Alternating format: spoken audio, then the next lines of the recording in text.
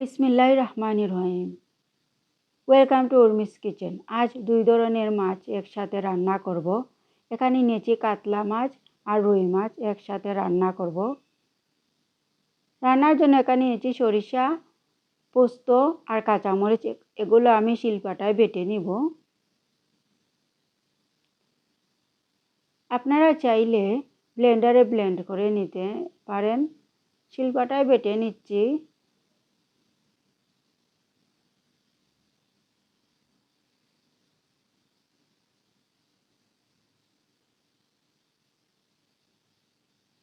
শিলপাটায় বেটে নিলে অন্যরকম একটা স্বাদ হয় তরকারির মধ্যে। বাটা হয়ে গিয়েছে, এখন তুলে নিচ্ছি।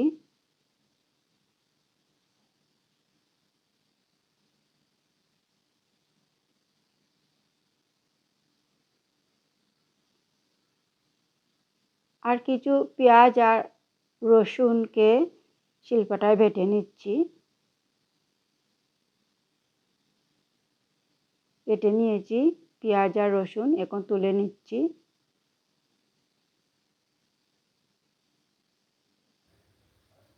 আর এখানে মাছগুলোকে আমি ধুয়ে নিয়েছি।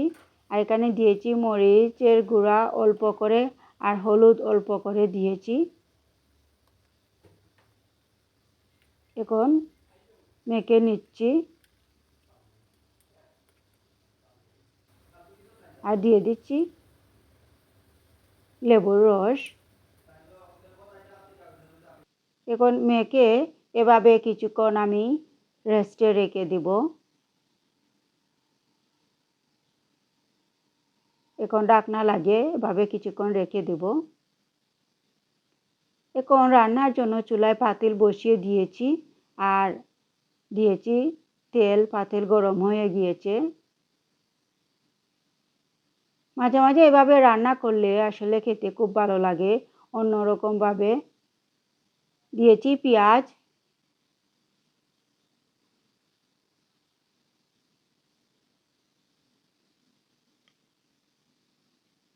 দিচ্ছি স্বাদ মতো লবণ আর রসুন পেঁয়াজ বাটা দিয়ে দিয়েছি। দিয়ে নেড়ে চেড়ে কিছুক্ষণ পেঁয়াজটাকে ভেজে নিব।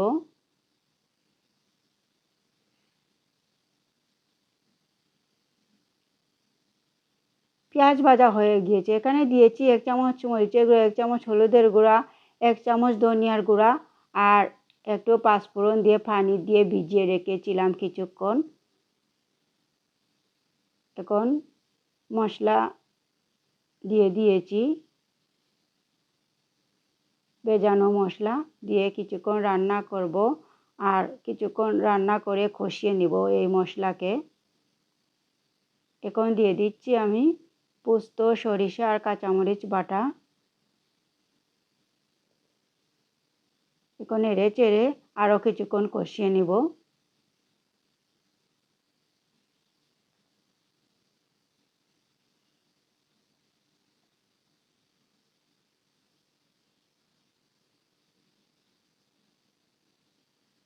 কিছুক্ষণ কষিয়ে নিয়েছি। এখন দিয়ে দিব অল্প করে পানি।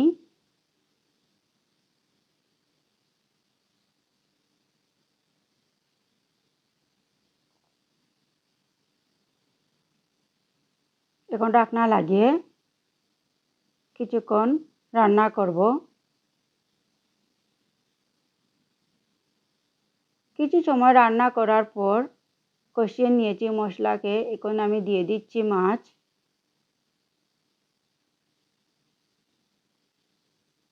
মাছ দিয়ে নেড়ে চেড়ে উল্টে পাল্টে দিচ্ছি।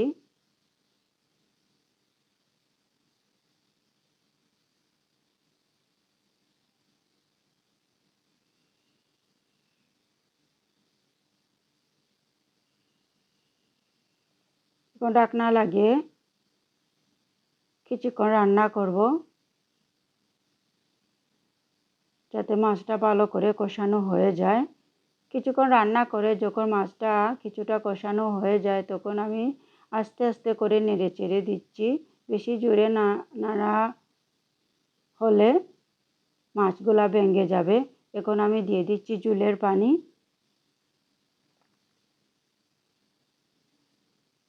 এভাবে আস্তে আস্তে করে নেড়ে চেড়ে দিতে হবে।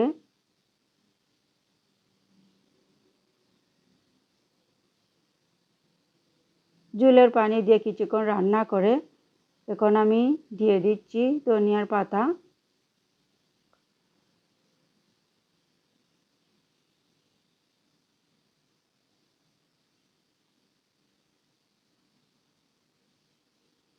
ধনিয়া পাতা দিয়ে আরও কিছুক্ষণ রান্না করব, তাহলে আমার মাছ রান্না, 2 ধরনের মাছ রান্না রেডি হয়ে যাবে। এখন আমি চুলাটা অফ করে নিয়েছি। ধনিয়ার পাতা দিয়ে কিছুক্ষণ রান্না করে দেখুন ফাইনাল লুকটা, আমার তরকারি কালারটা কতটা সুন্দর হয়েছে আর কতটা মজাদার হয়েছে।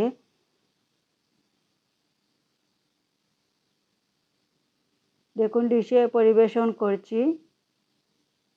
খেতে কিন্তু খুব মজার হয়েছিল। মাঝে মাঝে এভাবে রান্না করলে খেতে কিন্তু খুব ভালো লাগবে, সবাই খুব পছন্দ করবে।